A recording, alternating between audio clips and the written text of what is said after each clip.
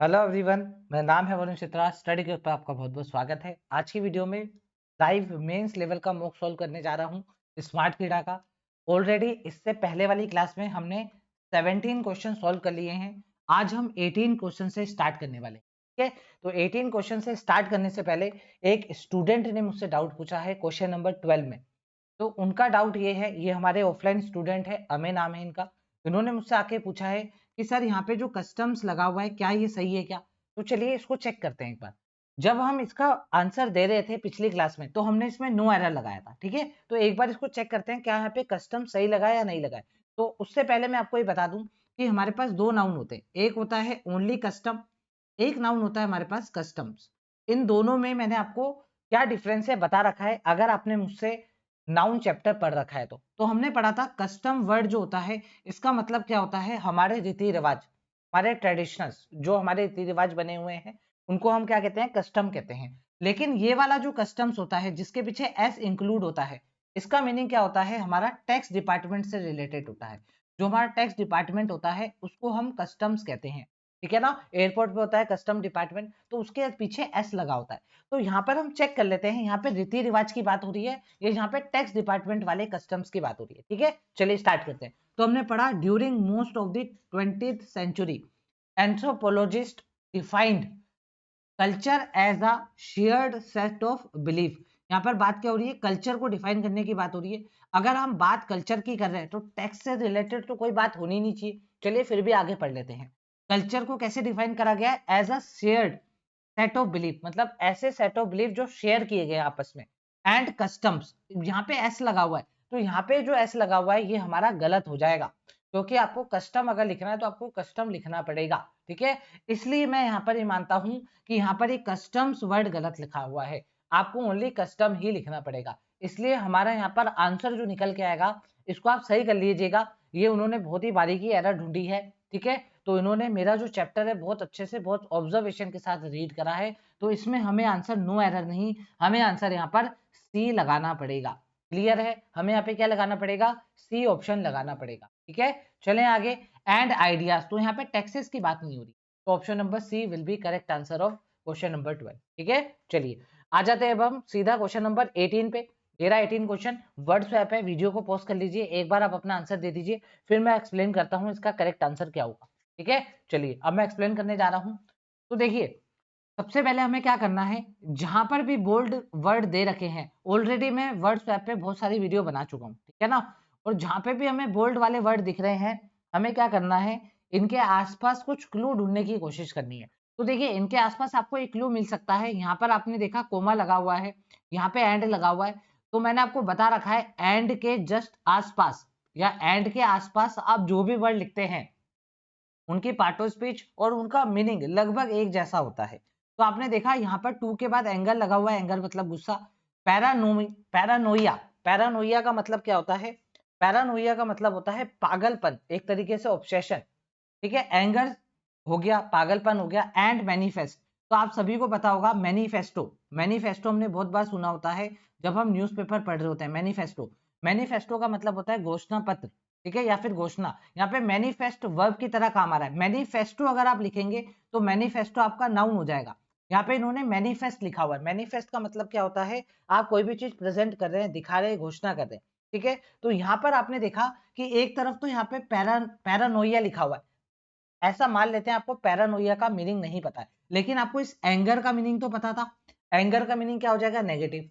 यहाँ पे पैरानोइया का मीनिंग भी आप नेगेटिव मान सकते हैं, क्योंकि देखिए कोमा लगा हुआ है ना, तो कोमा लगा के हम जो भी चीजें लिखते हैं सब सिमिलर तो लिखते हैं, ये चीजें हैं। और टू के बाद कैन लीड टू, और अच्छे से समझने के लिए थोड़ा सा और इसको रीड कर लीजिए, अगर इतना नहीं समझ में आ रहा है तो ये पढ़ लीजिए। दिस कैन लीड टू, ये जो चीजें हैं ये किसका कारण बनती है, एंगर का कारण बनती है।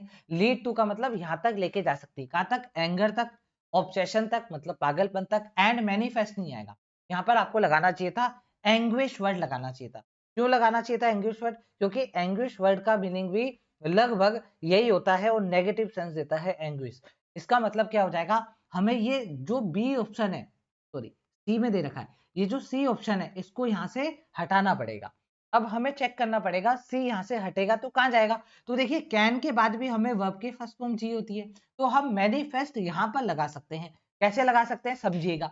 इन a student and these emotions, ये जो इमोशंस है, ये जो हमने बताए, these emotion can manifest in different way, ये जो इमोशन है ये अलग अलग तरीके से आपको दिख सकता है, आपके सामने प्रेजेंट हो सकता है। तो यहाँ पर ये सेंटेंस बिल्कुल सही बैठ जाएगा। देखिए मेंस लेवल का क्वेश्चन है, तो मेंस लेवल में थोड़ी बहुत रीडिंग भी आपकी चलेगी, इसलिए कहता हूँ रीडिंग आप नहीं छोड़ सकते, रीडिंग करना कंपलसरी है। तो इसका मतलब क्या हो जाएगा, मैनिफेस्ट हमें यहाँ लगाना पड़ेगा। इसका मतलब ये हो गया, ये जो सी में जो मैनिफेस्ट लिखा हुआ है ये आपका डी की जगह पे आएगा। तो आपको चेक करना है कौन से ऑप्शन में डी की जगह पे सी लिखा हुआ है। इट मींस एंड में सी कहाँ है, तो देखिए एंड में सी एक यहाँ लिखा हुआ है और एक एंड में सी यहाँ पे लिखा हुआ है। इसका मतलब ये हो गया हमारा आंसर या तो सी होगा या तो डी होगा। अब कैसे चेक करेंगे हमारा आंसर कौन होगा, तो चलिए चेक कर लेते हैं। अभी मैंने आपको बोला कि जो डी है इसकी जगह पे सी आएगा, तो ये जो डी वाला वर्ड है ये आपका वर्ड कहाँ पे चल जाएगा, जहां पे सी लिखा हुआ था वहां चल जाएगा। दूसरा अगर आपको चेक करना है तो आप एडमोनिस वर्ड से भी चेक कर सकते हैं। एडमोनिस वोकैबुलरी बहुत ही इजी है, बहुत ही कॉमन है, बार बार यूज हो चुकी होती है। एडमोनिस का मतलब होता है कोई भी चीज को आप डांट रहे हैं, किसी भी चीज को डांट रहे हैं, या फिर आप उसको क्या कहते हैं, इसका एग्जैक्ट अगर मैं आपको मीनिंग बताऊं तो आप रिबुक कर रहे हैं, रिबुक का मतलब भी डांटना होता है, या रेप्रीमेंट कर रहे हैं, रेप्रीमेंट का मतलब भी होता है डांट फटकार लगाना। तो इसको एक बार जरा अच्छे से पढ़ लेते हैं। देखिए क्या बोला जा रहा है, when a student does not perform well in school, जब एक स्टूडेंट अच्छा परफॉर्म नहीं करता है स्कूल में, हिज क्लासमेट्स, उसके जो क्लासमेट होते हैं ऑफन, वो भी कभी कभी वो क्या करते हैं, डांट देते हैं उसको। तो यहाँ पे एडमोनिश ही आएगा। तो इट मींस हमें पता लग गया ए अपनी जगह पे सही है। या अगर आपको इतना भी नहीं पता चला हो तो आप ऐसे इसको चेक कर सकते थे, मैनिफेस्ट आएगा आपका डी की जगह पे, मतलब लास्ट वाला सी आएगा, और मैनिफेस्ट से आपको ये एंग्विश वर्ड को रिप्लेस करना पड़ेगा। क्लियर है बात सभी को, तो इसका मतलब डी और सी चेंज होंगे, डी और सी इसी ऑप्शन में चेंज हो रखे हैं। इट मींस हमारा करेक्ट आंसर क्या हो जाएगा, option number D will be our correct answer. ठीक है, तो बहुत ही अच्छा क्वेश्चन था ये। अगर आपको वोकैब के मीनिंग नहीं पता थे देन इसको आपको स्किप कर देना। तो मैं आपको हर एक क्वेश्चन बताऊंगा कौन सा क्वेश्चन स्किप करना है, कौन सा करने लायक। तो ये क्वेश्चन आप स्किप कर सकते थे यदि आपको वोकैबुलरी के मीनिंग पता है तो। ठीक है, चलिए आगे चल जाते हैं। इसमें देखते हैं इसमें क्या कोई अप्रोच लग सकती है इजी वाली। क्वेश्चन नंबर 19, क्वेश्चन नंबर 19 आपके सामने, वीडियो को पॉज करिए, बनाइए एक बार। चलिए एक्सप्लेन करता हूँ। क्वेश्चन नंबर 19 में क्या कहा जा रहा है, हमने यहाँ पे पढ़ा P I B is the, अगर आर्टिकल दा है तो लास्ट वाला हमारा नाउन होगा, तो एजेंसी हमारे पास यहाँ पर क्या हो गया, नाउन हो गया। नाउन से पहले नोडल, नोडल एक एडजेक्टिव लगा हुआ है, मतलब पार्ट ऑफ स्पीच में तो सही है। चेक कर लेते हैं क्या पढ़ने में सही लग रहा है। P I B is the nodal agency, तो हम अक्सर ये बोलते हैं नोडल एजेंसी है, मेन एजेंसी है, तो नोडल यहाँ पर बिल्कुल करेक्ट बैठा है। इट मीन्स नोडल यहाँ से हम हटा नहीं सकते। ठीक है ना, तो हम चेक कर लेते हैं, नोडल अगर हटा नहीं सकते तो ए को तो हम छेड़ नहीं सकते, तो किस ऑप्शन में ए की जगह दे रखा है, तो आपने देखा यहाँ पर किसी भी ऑप्शन में ए की जगह नहीं दे रखा है। इसका मतलब क्या हो जाएगा, आगे आपको सेंटेंस पढ़ने की भी जरूरत नहीं है। इट मींस इसका आंसर क्या हो जाएगा, नो रीअरेंजमेंट रिक्वायर्ड। क्या हो जाएगा इसका आंसर, नो रीअरेंजमेंट रिक्वायर्ड। और मैं आपको एक और चीज सिखा चुका हूँ, यहाँ पर एंड लगा हुआ है तो दोनों तरफ एक जैसी बातें होनी चाहिए। जरा चेक कर लेते हैं, government policies, programmes, initiative and achievement. तो यहाँ पर हमारे सामने जो भी वर्ड लिखे हुए हैं लगभग एक जैसे हैं और एक ही जैसी पार्ट ऑफ स्पीच रख रहे हैं। कैसे पता चलेगा, देखिए गवर्नमेंट की पॉलिसी नाउन है, प्रोग्राम्स नाउन है, अचीवमेंट्स नाउन है, तो यहाँ पर भी नाउन आना चाहिए। इलेक्ट्रॉनिक एडजेक्टिव हो जाएगा, इलेक्ट्रॉनिक आ नहीं सकता। बी में क्या लिखा हुआ है, डिससेमिनेट, डिससेमिनेट क्या हो जाएगा, एक एडजेक्टिव हो जाएगा, ये भी आपका नहीं आ सकता। नोडल भी एक एडजेक्टिव हो जाएगा। इसका मतलब ये है डी अपनी जगह से चेंज नहीं होगा। और मैंने आपको ये भी बता दिया नोडल भी आप अपनी जगह से चेंज नहीं कर सकते। इट मींस ए की जगह आएगा और ए की जगह पे किसी भी ऑप्शन में नहीं है। इसका मतलब आंसर क्या आ जाएगा, option number A will be our correct answer. Clear है बात, चलें आगे। चलिए, ये होती है स्मार्ट अप्रोच। अब हो सकता है किसी स्टूडेंट को ऐसा लगा हो कि भाई ये नोडल अपनी जगह सही लिखा हुआ है, तो हो सकता है वो सही मान के आगे पढ़ने चले जाए, आगे और चेक कर लेता हूँ। देखो आगे चेक करने का मतलब नहीं है, स्मार्ट अप्रोच लगानी है। कोई कोई क्वेश्चन ऐसे होंगे जिसमें आप अगर स्मार्ट अप्रोच लगाएंगे तो आपका आंसर 5 सेकंड के अंदर आ सकता है, तो वो स्मार्ट अप्रोच आप इसमें लगा सकते थे। ए अगर चेंज नहीं होगा इसका मतलब नहीं होगा, तो किसी भी ऑप्शन में ए नहीं है, इसका मतलब बिना पढ़े आप आंसर ई लगा सकते हैं। क्लियर है, चलिए क्वेश्चन नंबर 20 आपके सामने ये रहा, बनाइए इसको। फिर बोल रहा हूं जैसे ही क्वेश्चन आपके सामने आते हैं आपको वीडियो को पॉज करना है, देन उसके बाद अपना आंसर देना है।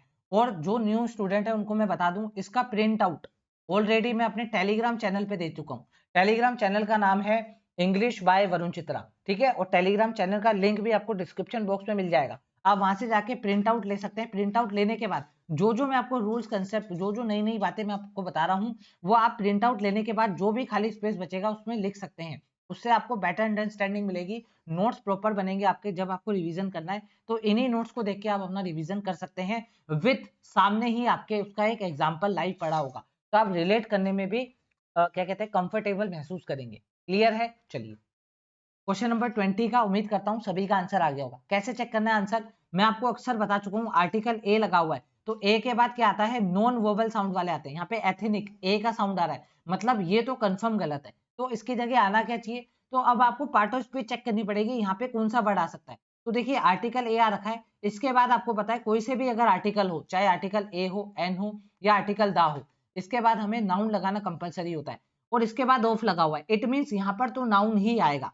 ठीक है ना, इसके बाद कोई वर्ड नहीं है, इट मींस यहाँ पे नाउन ही चाहिए। तो आपको पता चल गई दो बातें, क्या बातें पता चल गई, आर्टिकल ए के बाद ये आप वोवल वाला नहीं लगा सकते। ठीक है, दूसरी बात यहाँ पर आपको क्या चाहिए, नाउन चाहिए।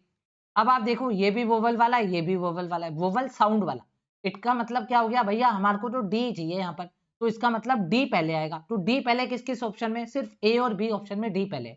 ये होती है स्मार्ट अप्रोच, इससे आप क्या करते हैं, अपने ऑप्शंस को कम कर देते हैं। तो मैं पूरा का पूरा गेम खेलता हूं ऑप्शन एलिमिनेशन पे, जिसका ऑप्शन एलिमिनेशन पावर अच्छा होगा वो आंसर जल्दी लगा लेगा और उसकी 100% एक्यूरेसी भी आएगी। ठीक है, तो ऑप्शन एलिमिनेट करना सीखिए, कोशिश ये करिए, ये मत ढूंढिए कि क्या आ सकता है, ये ढूंढिए क्या नहीं आ सकता, क्योंकि जो नहीं आ सकते वो ऑप्शन ज्यादा होंगे। देखो आपके पास 5 ऑप्शन है, तो ऑप्शन जो आने वाला होगा वो तो एक ही होगा ना, 4 ऑप्शन ऐसे होंगे जो नहीं आ सकते। अगर हमने पहले ही ढूंढ लिए कौन कौन से नहीं आ सकते, तो हमारे लिए राइट वाला ढूंढना आसान हो जाएगा कंपैरेटिवली रॉन्ग वाला ढूंढने से। ठीक है, सॉरी कंपैरेटिवली अगर हम सही ढूंढ रहे हैं हमारे लिए रॉन्ग वाले ढूंढने ज्यादा आसान होंगे। ठीक है ना, क्लियर है? चलिए बनाते हैं।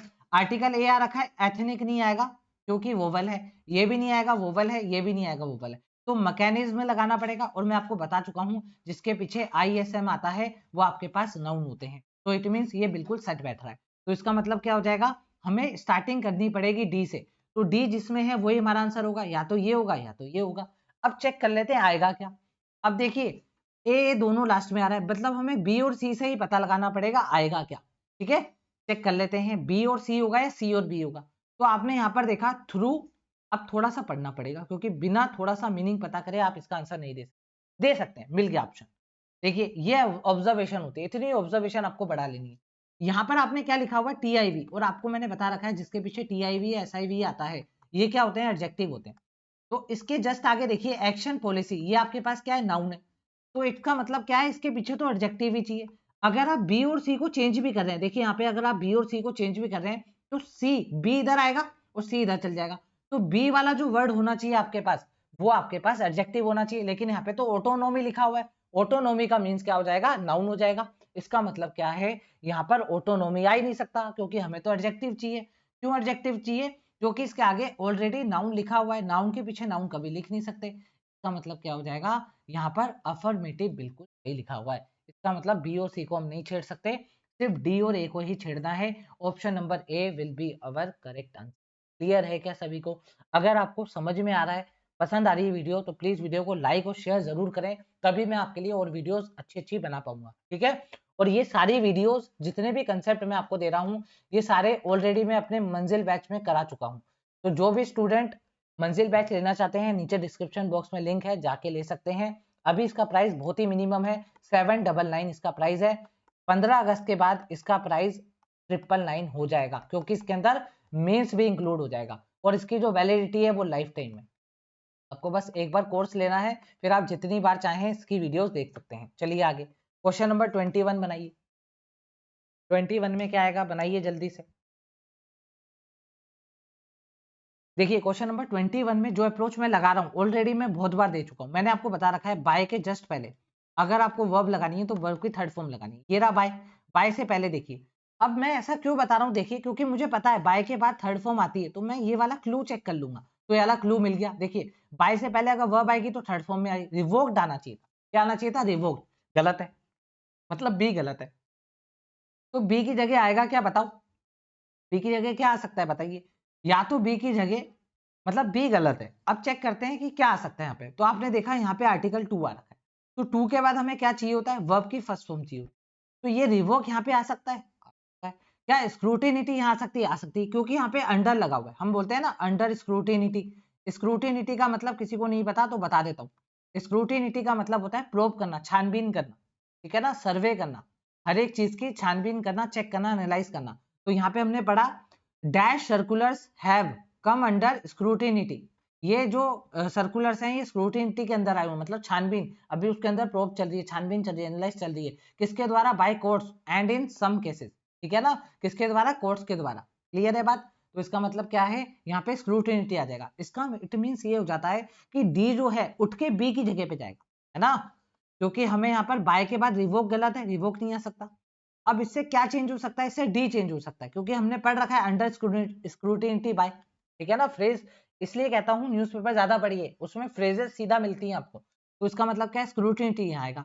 इट मींस बी की जगह पे डी आना चाहिए। तो चेक कर लो बी की जगह पे डी कहाँ लिखा हुआ है, यहाँ पे सी लिखा हुआ है, यहाँ पे ए लिखा हुआ है, बी की जगह पे बी तो आएगा ही नहीं, बी की जगह पे डी यहाँ पे लिखा हुआ है। It means option number D will be our correct answer. अब आपको और कुछ पढ़ने की जरूरत नहीं है, ये आंसर लगाओ और निकलो आगे, कुछ भी नहीं पढ़ना, सी आएगा नहीं आएगा नहीं पढ़ना।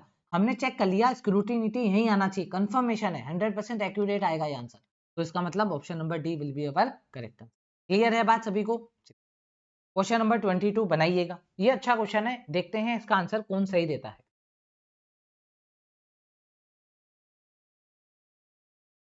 चलिए उम्मीद करता हूं आप सभी ने अपना आंसर लगा दिया होगा। देखिए यहाँ पे लिखा हुआ है एक्सेस टू, सभी को पता है एक्सेस के बाद टू आता है। एक्सेस का मतलब आप किसी को अलाउ कर रहे हैं, एक्सेस दे रहे हैं, किसी को आप परमिशन दे रहे हैं, अलाउ कर रहे हैं वहां पे जाने के लिए। तो एक्सेस के बाद टू आता है, किसका एक्सेस दे रहे हैं उसके बाद टू लगा के आप करते हैं, ठीक है ना। उसके बाद आप क्या लगाते हैं, टू लगाते हैं, ठीक है।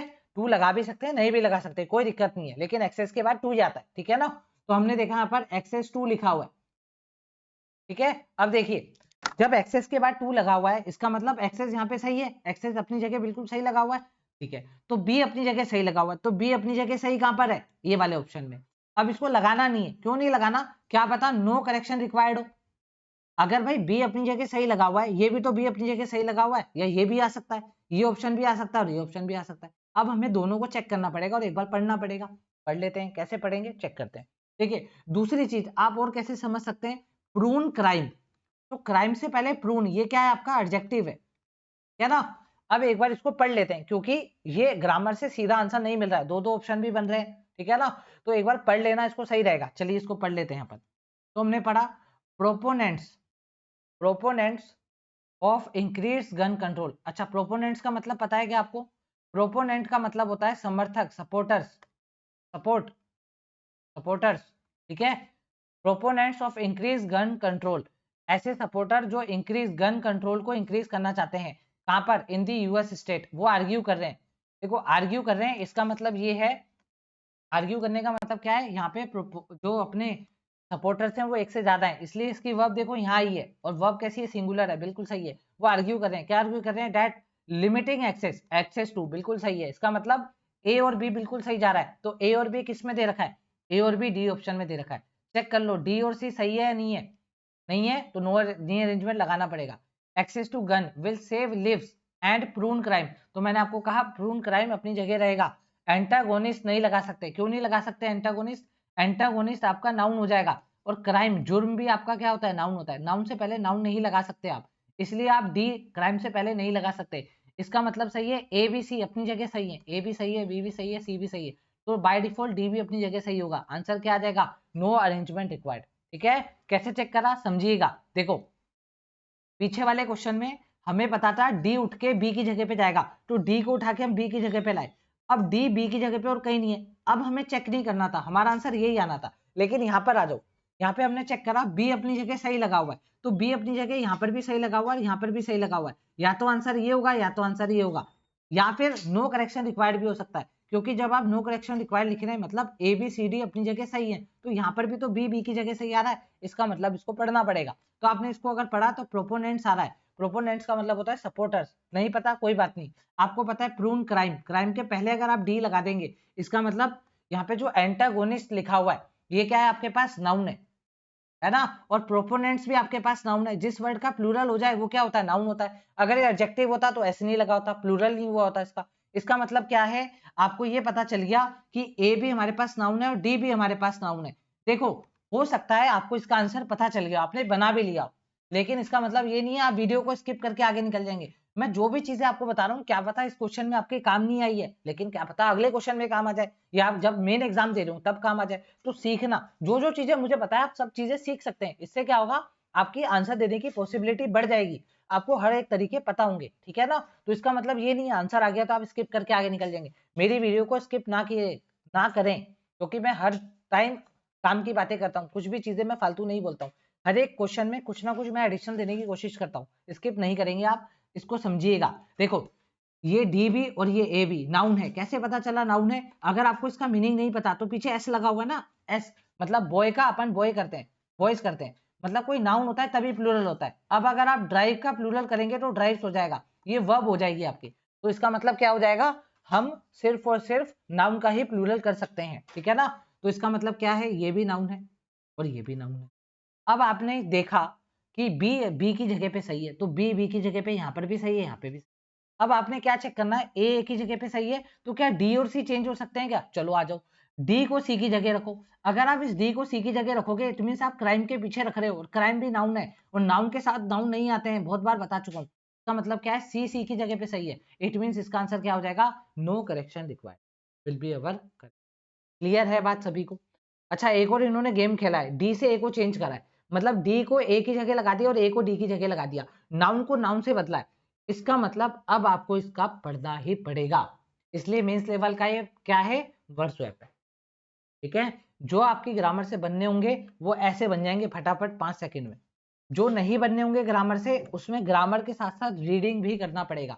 तो प्रोपोनेंट्स का मतलब क्या होता है, सपोर्टर्स, तो सपोर्टर्स ही यहाँ पे लिखना पड़ेगा। एंटागोनिस्ट, एंटागोनिस्ट देखिए एंटा से बन रहा है, एंटा मतलब जो उसका विरोधी होता है, एंटा का मतलब क्या होता है, विरोधी, ठीक है ना। एंटीडोट, एंट वर्ड से आता है एंटीडोट, एंटीडोट का भी मतलब क्या होता है, उसका अपोजिट, ठीक है। तो एंटाडोट्स का मतलब क्या हो जाएगा, एंटागोनिस्ट का मतलब विरोधी, उसके अपोनेंट्स, ठीक है ना। तो यहाँ पर अगर यहाँ पे आप एंटागोनिस्ट लगा दोगे तो antagonist of increase gun control in the United state argue that limiting, तो जो ऐसे लोग होंगे जो गन कंट्रोल के विरोधी होंगे तो वो कभी भी लिमिटिंग की बात नहीं करेंगे कि आप इस पे लिमिट लगा दो गन को एक्सेस करने के लिए। इसका मतलब क्या है, यहाँ पे सपोर्टर्स ही आना चाहिए था।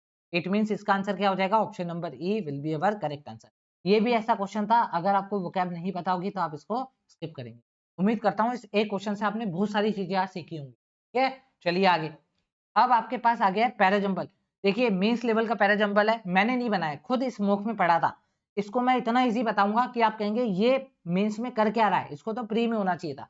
पहले आप अपना टाइम पूरा दीजिए, इसको आप चाहें तो 5 मिनट दे सकते हैं क्योंकि मेंस का आप कर रहे हैं, लेकिन मैं इसको आपको 2 मिनट के अंदर अंदर करना बता दूंगा। बहुत ही ईजी अप्रोच है, ये सारी अप्रोच मैं ऑलरेडी अपनी फ्री वीडियो में और अपनी पेड वीडियो में करा चुका हूँ, ठीक है ना। मेरी पैराजंबल की 3 से 4 वीडियोस पड़ी हैं जिसके अंदर मैंने 20-30 पैराजंबल करा रखे हैं, आप जाके पैराजंबल देख सकते हैं प्लेलिस्ट में जाके, ठीक है ना। चलिए कैसे बनाना है इसको, उम्मीद करता हूं आपने वीडियो पोस्ट करके बना लिया होगा। अब समझिएगा, यहाँ पे ए अपनी जगह पे फिक्स है, सबको पता है ए बोल्ड में दे रखा है तो ए फिक्स होगा, है ना। ए को लिख लो, तो मैंने आपको अक्सर कहा है जब भी फिक्स्ड वाले पैराजंबल आते हैं तो आप नंबर लिख लो, 1 2 3 4 5, कितने वर्ड्स हैं यहाँ पे, 6 तक, 6 सेंटेंस है, तो ए अपनी जगह पे फिक्स्ड है तो ए को मैंने लिख लिया। अब हम पढ़ते हैं दी स्टेप्स, कौन से स्टेप पता नहीं है, ठीक है, पता नहीं है। अच्छा अभी हम पहला वर्ड नहीं ढूंढ रहे हैं ना, पहला तो हमें मिला हुआ है, इसका मतलब पहले रीड करना पड़ेगा भैया पहला को। तो हमने पहला पढ़ा द फर्स्ट मूवर्स कोएलिशन, ये किसी कोएलिशन का या किसी आप कह सकते हैं किसी लो का, किसी कमिटी का, किसी समिट का नाम हो सकता है। कैसे पता चला, क्योंकि एम भी कैपिटल है और कोएलिशन का सी भी कैपिटल है, इसका मतलब ये कोई एक नाम है। The first movers coalition launched by, इसको लॉन्च किया गया बाय दी WEF, WEF की फुल फॉर्म क्या होगी, अभी जीए में पढ़ नहीं रहा हूँ काफी दिनों से, भूल गया हूँ। World Economic Forum, yes, World Economic Forums and the US envoy for climate at COP26 has expanded from an initial 35 companies to 55 companies। देखिए इसको पढ़ के थोड़ा बहुत आइडिया ले लेना है क्योंकि इसी से हमें थीम थोड़ी सी समझनी है। यहाँ पे बोला जा रहा है कोई कोएलिशन इन्होंने लॉन्च करा है, WEF ने और यूएस एनवॉय ने लॉन्च करा है, काय के लिए करा है, क्लाइमेट COP26 के लिए लॉन्च करा है। इन्होंने क्या करा है, हैज एक्सपेंडेड, इन्होंने एक्सपेंड कर लिया है। पहले ये 35 कंपनीज हुआ करती थी, अब ये कितनी कंपनीज हो गई हैं, 55 कंपनीज हो गई हैं। इन्होंने एक्सपेंड कर लिया है खुद को, ठीक है ना। चलिए अब नीचे के सेंटेंस पढ़ते हैं, बनाने की कोशिश करते हैं। दी स्टेप्स, क्या यहाँ पे कुछ स्टेप्स की बात करी गई है, कोई इन्होंने स्टेप लिया क्या, इन्होंने लॉन्च करा है, कोई भी स्टेप यहाँ पे नहीं लिया। इन्होंने लॉन्च करा है, किसने करा है, WEF ने और यूएस एनवॉय ने। तो स्टेप की बात नहीं हुई है। द स्टेप का मतलब पहले कोई स्टेप ले चुके हैं लोग, तो इसका मतलब ए के बाद बी नहीं लगा सकते, हटा दो। यहाँ पर सी में देखिए इट आ रखा है, तो इट का मतलब क्या है मैं आपको बता चुका हूँ। इट एक प्रोनाउन होता है नॉन लिविंग थिंग का। हाँ, नॉन लिविंग थिंग का क्या होता है, प्रोनाउन होता है। अब आप देखिए नॉन लिविंग थिंग की बात कहाँ कहाँ कही गई है, इसको साइड में रखिए, बनाते हैं, एक बार पढ़ लेते हैं। It now has a collective market value of about 8.5 trillion. अब देखिए जैसे ही आपने इसको पढ़ा, क्या आप इसको कनेक्ट नहीं कर पा रहे हैं, ये क्या बोल रहा है, ये एक्सपेंड हो गया है, 35 से 55 हो गया है, और it now has a collective market value of about 8.5 trillion. तो क्या ये इट इसके लिए नहीं आ सकता, आ सकता है, बिल्कुल आ सकता है, ठीक है। एक बार इसको जरा सा साइड में रखिए, ए के बाद सी आ सकता है, ऐसा हम मान सकते हैं, लेकिन अभी हम श्योरिटी नहीं दे पाएंगे, पूरा पढ़ना पड़ेगा ना, क्या पता इससे भी इंपॉर्टेंट बात कोई लिखी हो, पढ़ लेते हैं। दिस एम, क्या एम, कुछ बोला क्या ऊपर ए के साथ, नहीं बोला, दिस एम, ठीक है। तो चेक कर लेना, दिस एम, कोई एम इन्होंने लिखा होगा या कोई एम सोचा होगा, ठीक है ना, तो ये उसके बाद आ सकता है, ठीक है। चलिए अभी हम कोशिश कर रहे हैं पेयर बनाने की। अब हमने पढ़ा यहाँ पर India, Japan, Sweden join the US government, US government को ज्वाइन करा इन्होंने on the steering board of the कोalition, steering board of the कोalition। Steering का मतलब मैं आपको बता चुका हूँ, स्टीयर वर्ड से निकला है, स्टीयर एक वर्ब होती है, उससे निकला है स्टीयरिंग। स्टीयरिंग का मतलब होता है कि आप किसी को कंट्रोल कर रहे हैं, चला रहे हैं, संभाल रहे हैं, ठीक है ना। आगे बढ़ते हैं, India, Japan and Sweden join the US government on the, ठीक है। इसमें कोई ऐसा कीवर्ड नहीं मिला, हम सिर्फ कीवर्ड ढूंढने की तैयारी कर रहे हैं, कीवर्ड कहीं मिले और हम अटैक करें, ठीक है। चलिए आगे आ जाइए, इसको पढ़ते हैं। While Denmark, Italy, Norway, Singapore and UK have all committed. देखिए वाइल अगर लगा है इसका मतलब जबकि, वाइल के दो मीनिंग होते हैं, समझिएगा। वाइल के जस्ट बाद अगर आप वर्ब लगा रहे हैं तो हमेशा वर्ब की आईएनजी फॉर्म आएगी, क्यों, क्योंकि वाइल के बाद अगर हम वर्ब की आईएनजी फॉर्म लगाते हैं इसका मतलब ऐसा करते हुए, लेकिन यहाँ पर वाइल के बाद कोई वर्ब की फर्स्ट फॉर्म नहीं लगी है, सीधा नाउन लगा है, इसका मतलब हो जाएगा वाइल कॉन्ट्राडिक्ट की बात कर रहा है। वाइल बता रहा है जबकि ये लोग ऐसा कर रहे हैं, कुछ लोग ऐसा कर रहे हैं, कुछ लोग ऐसा कर रहे हैं, इस तरह की बात हो रही है। ये देश कुछ और कर रहे हैं, ये देश कुछ और कर रहे हैं। आगे पढ़ते हैं ये लोग क्या कर रहे हैं। यहाँ पे बोला गया Denmark, Italy, Norway, Singapore and UK have all committed to policy, इन्होंने पॉलिसी की तरफ कमिट कर दिया है, दैट विल कमर्शियलाइजिंग या commercialise the green technology, these companies commit to purchasing, these companies, कौन सी कंपनीज है, पकड़ना पड़ेगा, दीज कंपनीज कीवर्ड मिल गया, इसको पकड़ लेंगे। चलिए क्या यहाँ से आपको कुछ मिल रहा है, देखिए मुझे एक चीज यहाँ पे समझ में आ रही है, यहाँ पर कुछ कंट्रीज के नाम दे रखे हैं, यहाँ पर वाइल लिख के भी कुछ कंट्री के नाम दे रखे हैं, तो कहीं ऐसा तो नहीं है ये ऐसा बोलना चाह रहा हूँ ये कंट्रियां ये कर रही हैं जबकि ये वाली कंट्रियां कुछ और कर रही हैं, है ना। वाइल का मतलब क्या है, कॉन्ट्राडिक्ट करेगा। इट मींस हम ऐसा कह सकते हैं ई के बाद एफ आएगा। एक बार पढ़ लेते हैं और अच्छे से। तो हमने पढ़ा इंडिया, जापान, देखो मेंस लेवल का पैराजंबल है और बहुत इजी है, समझ के करना, कुछ भी आपको मन से नहीं लगाना, जो लिखा है वो है, इसी से आपको क्लू निकालना है। तो हमने पढ़ा इंडिया, जापान, क्या लिखा हुआ है, India, Japan and Sweden join the US government on the steering board of coalition, इन्होंने क्या करा है, स्टीयरिंग बोर्ड को ज्वाइन करा है। यहाँ पर क्या बात हो रही है, वाइल, जबकि डेनमार्क और ये जो देश है इन्होंने कमिट करा है इस पॉलिसी के लिए, and will commercialise the green technology, this company commit to purchasing, कौन सी कंपनी है चेक करना, ठीक है ना। चलिए इसका मतलब क्या है कि ई के बाद मेरा एफ आ सकता है, पहले मैं बोलूंगा ये कंपनी है तो ये कर रही है, जबकि ये कंपनी है ये करने जा रही है, इसका मतलब ई और एफ मेरा एक पेयर बन गया। देखो मेरा ई और एफ एक पेयर बन गया, अभी मैं, मुझे नहीं पता कौन सा किसके बाद आएगा, मैं बस अभी पेयर बना, ठीक है ना, अभी बस मैं पेयर बनाने पे पूरा का पूरा अपना ध्यान दे रहा हूँ। दिस एम, कुछ एम है क्या, ये एम चेक करना पड़ेगा। दूसरी बात, और यहाँ पर कुछ आ रखा है क्या, कीवर्ड ए क्या आ रखा है, those other countries, those other countries. अब ये दोज अदर कंट्रीज किसके लिए लिया गया है, समझिएगा बात को। देखो यहाँ पे छोटा सा एक आपको मैं एग्जाम्पल देके समझाता हूँ। देखो आपको, आपने यहाँ पर, अगर आपने यहाँ पर दोज बोलना है और एक आपको यहाँ पर दीज बोलना है, या फिर आपको दिस बोलना है, तो देखो दिस का मतलब क्या होगा, दिस का मतलब होगा हम किसी को पॉइंट आउट करते हुए कोई बात करें, दीज का मतलब क्या होगा, पहले कोई बात हो रखी है उसके लिए, और दोज का मतलब क्या होगा, दिस बोलने के बाद भी दोज आएगा। देखो कैसे आएगा, समझिएगा अच्छे से।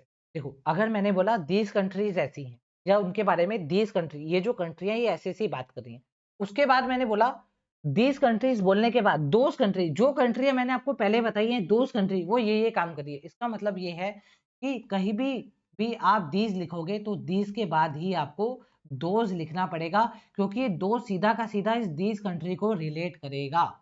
क्लियर है बात, समझ में आ रही है? इसका मतलब ये हो जाएगा कि ये जो दोज वर्ड लिखा गया है, दोज अदर कंट्रीज, ये जो अदर कंट्रीज है, कौन सी, ये वाली जो अदर कंट्रीज है, ये क्या कर रही हैं, आगे जो भी इसमें बात बोली गई है वो चीज करनी है। अभी हमारा जो मेन मकसद है वो इनकी पोजीशन डिसाइड करना है। इसका मतलब ई एफ के बाद ही हमारा क्या आएगा, बी आएगा। अभी हमारा यहाँ पे पेयर बन गया, पूरा बड़ा पेयर बन गया ई एफ बी का। मतलब ये है हम ई एफ बी को एक साथ लगाएंगे जहां भी लगाएंगे। क्लियर है क्या सभी को? ठीक है। अब देखिए और कहीं भी नॉन लिविंग थिंग की बात नहीं आई है, और ऐसी कोई भी नॉन लिविंग थिंग की बात नहीं आई है जिसके लिए हम इट लगा पाए। सिंगुलर नॉन लिविंग थिंग बात कोई भी नहीं आई। इसका मतलब ये है, ये जो इट यूज करा गया है कंफर्म होता है ए के अंदर जो कोरिलेशन की बात करी गई है इसी के लिए करा गया है। इसका मतलब ए के बाद आपको सी को लगाना पड़ेगा। क्लियर है क्या बात? लगाना पड़ेगा। ठीक है। अब देखिए आपके हाथ में क्या क्या, आपके हाथ में कौन कौन से, समझिएगा। देखो ये जो अप्रोचेस मैं दे रहा हूँ ये जोड़ जोड़ के आप बहुत सारे पैराजंबल बना सकते हैं, क्योंकि मेंस लेवल का पैराजंबल है। अगर आपने बनाया तो आप अच्छे मार्क्स स्कोर। ठीक है। तो हमें पता है 1 2 3 4 5 6, 1 हमें पता है ए आएगा, अभी बताया ए के साथ सी आएगा। एक आपके पास लंबा चौड़ा पेयर बना हुआ है, क्या पेयर था वो, ई एफ बी का पेयर था। तो अब देखिएगा जरा दिमाग लगाइएगा, या तो सी के बाद ई एफ बी आएगा, ठीक है, नहीं तो एक जो सेंटेंस आपके पास डी बच रहा है, सी के बाद वो डी लगाना पड़ेगा, उसके बाद by default E F B आएगा। अब आपको बस इतना सा चेक करना है कि मैं सी के बाद ई वाला सेंटेंस लगाऊं या सी के बाद मैं डी वाला सेंटेंस। तो सी वाला सेंटेंस पढ़ के एक बार डी को पढ़िए, फिर एक बार ई को पढ़िए। तो पढ़ लेते हैं, यहाँ से थीम बनाते हुए चलते हैं। The first movers coalition launched by, इसके द्वारा लॉन्च किया गया, इसको एक्सपेंड किया गया। पहले 35 कंपनीज हुआ करती थी, अब 55 हो गई। अब जरा एक बार सी को पढ़ते हैं, क्योंकि ए के बाद हमने सी लगाया। इट नाउ हैज, अब ये जो कोएलिशन है इसका जो मार्केट वैल्यू है वो इतना हो गया है। अब डी को पढ़ते हैं। This aim to jump start the market of low carbon technology by committing to purchasing a percentage from supplier using near zero or zero carbon solution despite paying a premium। तो देखिए this M, अब ये this M जो आया है, इनका M ये है कि ये कुछ स्टार्टअप करें जिसमें क्या हो, ये जीरो कार्बन सॉल्यूशन पे बात करें, despite paying a premium, premium देने के अलावा वो ये चीजें करें। या तो ये आ सकता है, एक बार ई पढ़ लेते हैं। ई हमने पढ़ा, it now has a collective market value of about 8.5 trillion. अब हम ई को पढ़ते हैं। India, Japan and Sweden join दी, देखो सी के बाद ई बिल्कुल ही अलग सा सेंटेंस बन के आ रहा है। इसका मतलब ये होता है कि भाई सी के बाद हमें डी बनाना पड़ेगा, क्योंकि हमने बताया इस कोरिलेशन का ये वैल्यू हो गई है। अब इसका एम क्या है, दिस एम, इसका एम ये है कि ये सारी ऐसी ऐसी चीजें करेगा। इसका मतलब सी के बाद डी आना चाहिए। अगर सी के बाद डी आ गया तो by default E F B यहीं आके बैठेगा। उम्मीद करता हूं आपको एक पैराजंबल समझ में आया होगा। एक बार क्विक रेस्पॉन्स दे रहा हूं कैसे इसको जल्दी से बनाना। ठीक है, जल्दी से बता रहा हूं कैसे इसको सोल्व करना है। देखिए हमने क्या पढ़ा यहाँ पर, कीवर्ड्स कैसे ढूंढे, हमने दोज अदर कंट्रीज के कीवर्ड ढूंढे। दूसरा हमने यहाँ पर इट ढूंढा, तो इट हमने पता लगाया it is non living thing के लिए आया होगा, कोरिलेशन के लिए आया होगा, तो हमने ए और सी का पेयर बनाया। उसके बाद फिर हमने पढ़ा कि यहाँ पर दीज कंपनीज लिखा हुआ है, दीज कंपनीज किसके लिए आया होगा, इन कंपनीज के लिए आया होगा। दूसरी बात, यहाँ पर वाइल लिखा हुआ है, और वाइल के बाद भी कुछ कंट्रीज के नाम दे रखे हैं। इसका मतलब ये जो कंट्री के नाम हैं कुछ पहले बोल रखा है उसके बाद लिखे गए हैं। तो यहाँ पर भी हमें कंट्री के नाम दिए गए थे, तो हमने कहा ये वाली जो कंट्री है ये ज्वाइन कर रही है, जबकि वाइल का मतलब जबकि ये वाली जो कंट्री है ये क्या कर रही है, कमिट कर रही है। ठीक है, तो इसका मतलब ये हो गया ई के बाद एफ आएगा। अब बी के अंदर हमें दो अदर कंट्रीज मिली। दो अदर कंट्रीज हम कब लिखते हैं, जब कोई कंट्रीज की पहले बात हो चुकी होती है। तो आप देखिए एफ के अंदर कंट्रीज की बात हो चुकी है, बोला जा रहा है ये जो अदर कंट्रीज हैं ये क्या कर रही हैं, आगे पढ़ लेते हैं एक बार। And companies to be able to make decision to come on, ये कुछ डिसीजन लेने की कोशिश कर रही हैं, मतलब बनाने की कोशिश कर रही हैं। इसका मतलब एफ के बाद बी आ जाएगा। अब हमने पढ़ा सी के बाद डी आएगा या सी के बाद ई आना चाहिए, तो हमने सी के बाद डी को पढ़ा। सी में बोला जा रहा था इसकी जो अभी मार्केट वैल्यू है वो ये है। फिर हमने पढ़ा इनका एम ये सारी चीजें करना है, नियर जीरो या जीरो कार्बन सोल्यूशन के ऊपर काम। इस तरीके से यहाँ पर बात करी, तो इसका मतलब क्या हो जाएगा, ए के बाद सी आएगा, फिर डी आएगा, उसके बाद ई। तो ये हमारा एग्जैक्ट पैराजंबल बन जाएगा। तो पैराजंबल बहुत इंपॉर्टेंट टॉपिक होता है, अगर आप कर लेते हैं, इसको सही बनाते हैं, तो आपको सीधा 5 मार्क्स मिल जाए। मेरी बहुत सारी वीडियो पड़ी है, आप उसको देख के बहुत सारे सॉल्यूशन, बहुत सारे ट्रिक्स, बहुत सारे उसमें से कंसेप्ट निकाल। ठीक है, तो ये था आज हमारे पास पूरा का पूरा मेंस लेवल का मॉक। उम्मीद करता हूँ आप सभी को समझ में आया होगा। प्लीज वीडियो को लाइक शेयर सब्सक्राइब जरूर करें। ये था हमारा डेमो लेक्चर, ये डेमो लेक्चर था, ये आपको फ्री मिलेगा यूट्यूब पे। अब जितने भी हमारे मेंस के मॉक आएंगे वो सारे के सारे मंजिल बैच में मिलेंगे, क्योंकि पेड मॉक मैं आपको यहाँ पर फ्री में करा सकता, स्ट्राइक आ जाएगी। पेड मॉक सारे हम सोल्व करेंगे अपने पेड बैच में। ठीक है, चलिए मिलते हैं नेक्स्ट वीडियो में, जब तक के लिए थैंक यू। मिलते हैं। अब हम IBPS क्लर्क के, अब जो नेक्स्ट आपका होगा मैं बता देता हूं। अब आपके लिए मैं एक सेशन बना रहा हूं IBPS क्लर्क कंप्लीट रिवीजन का। कंप्लीट रिवीजन का मैं, यस, कंप्लीट रिवीजन का मैं यहाँ पे एक पूरा का पूरा सेशन बना रहा हूँ, उसको जरूर देखिएगा। IBPS क्लर्क प्री देने से पहले वो आपके बहुत काम आएगा। ये जो सेशन होने वाला है प्रीलिम्स लेवल का होगा। ठीक है, चलिए मिलते हैं नेक्स्ट वीडियो में, जब तक के लिए थैंक यू।